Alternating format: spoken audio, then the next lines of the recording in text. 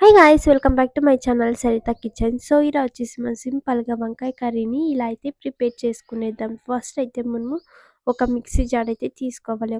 Mixie jar తీసుకున్న తర్వాత 1 tomato and సన్నగా కట్ చేసుకొని అల్లంనైతే కొంచెం తీసుకుంటున్నా అండ్ వెల్లుల్లి కొంచెం ఇంకా చెక్క, లవంగి ఇవన్నీ మనము గ్రైండ్ చేసుకొనేసేయాలి. చూడండి ఇలా అయితే మెత్తగా గ్రైండ్ చేసుకొనేసి పక్కకు పెట్టేసేయండి.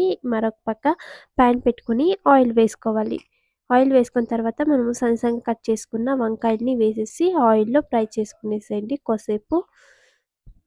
వంకాయల్ని బాగా ఫ్రై చేసుకుంటే సరిపోతుంది. ఎక్కువ టైం ఏం పట్టదు. ఒక 1 మినిట్ అయితే సరిపోతుంది. ఆయిల్‌లో వంకాయల్ని ఇలా అంతా వేయించుకున్న తర్వాత ఇవి మనము సైడ్‌కి తీసుకునేద్దాం. వంకాయలనైతే ఇలా వేయించుకునేసి సైడ్‌కి తీసుకునేసిన తర్వాత మళ్ళీ అదే పాన్ పెట్టుకునేసి ఆవాలైతే కొన్ని వేసుకునేసేయండి ఫస్టు. ఇలా అయితే ఆయిల్ వేసేసిన తర్వాత ఆవాలు వేసేసేయండి. ఆవాలు వేసిన తర్వాత కొంచెం జీరా కూడా వేస్తున్నా. జీరా కూడా వేసుకున్న తర్వాత సన్నగా కట్ చేసుకొని పెట్టుకున్న ఆనియన్స్‌నైతే వేయాలి. ఆనియన్స్ కూడా వేసేసిన తర్వాత కొద్దిసేపు మిక్స్ చేసేయండి. ఆనియన్స్ అయితే బాగా గోల్డెన్ కలర్ వచ్చేంత వరకు ఆనియన్స్‌ని వేయించుకోవాలి. ఇలా ఒకసారి ఆనియన్స్‌ని మిక్స్ చేసి పెట్టేసేయండి. కొద్దిసేపు మనకి గోల్డెన్ కలర్ వచ్చేంత వరకు ఆనియన్స్‌ని వేయించుకుంటే సరిపోతుంది. ఇలా మనము గోల్డెన్ కలర్ వచ్చేంత వరకు ఆనియన్స్‌ని వేయించుకున్న తర్వాత టొమాటోస్ కూడా 2 టమాటోస్‌ని కట్ చేసుకొని వేసుకునేద్దాం. మీరు మీ క్వాంటిటీ బట్టి ఎంత కావాలో అంత తీసుకోండి. టమాటోస్‌ని కూడా బాగా సాఫ్ట్‌గా వేయించుకునేసేయాలి.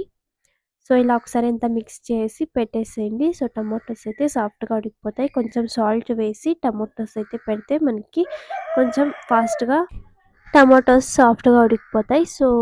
ఇలా సాల్ట్ వేసేసి అయితే కొద్దిసేపు వేయించుకునేసి పెట్టేసేయండి.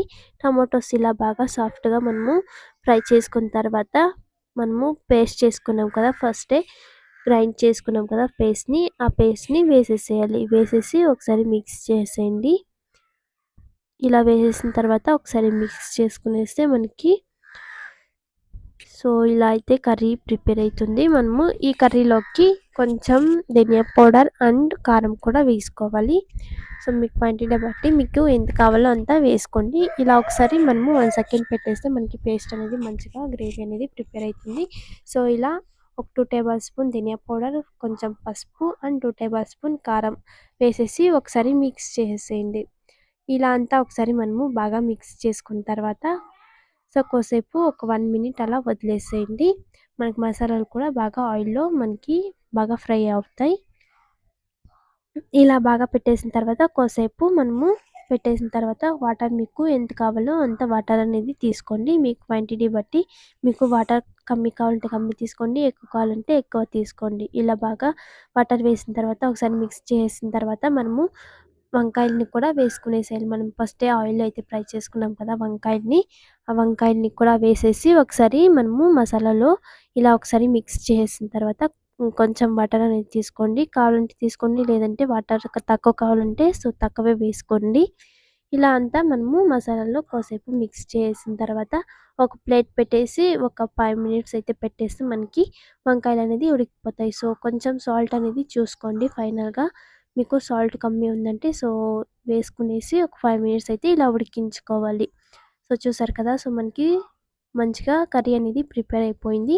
మీరు వాటర్ తక్కువ కావాలంటే తక్కువ తీసుకోండి. ఇంకా ఫైనల్‌గా మనము పల్లీల పౌడర్ అయితే వేసుకుంటున్నాం.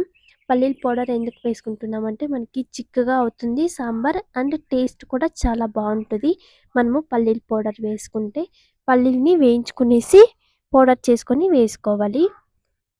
ఇలా పల్లీల పౌడర్‌ని కూడా వేసుకున్న తర్వాత ఒకసారి మిక్స్ చేస్తే మనకి ఫైనల్‌గా కొత్తిమీర వేసుకొని సర్వ్ చేసుకునేసి మనకి వంకాయ కర్రీ అనేది ప్రిపేర్ అయిపోతుంది. సూపర్ ఉంటది టేస్ట్ కూడా. ఒకసారి ట్రై చేయండి ఇలా.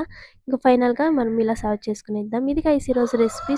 తప్పకుండా నచ్చినట్టయితే కామెంట్ చేయండి, సబ్స్క్రైబ్ చేసుకోండి. నెక్స్ట్ రెసిపీలో అయితే కలుద్దాం. Bye bye.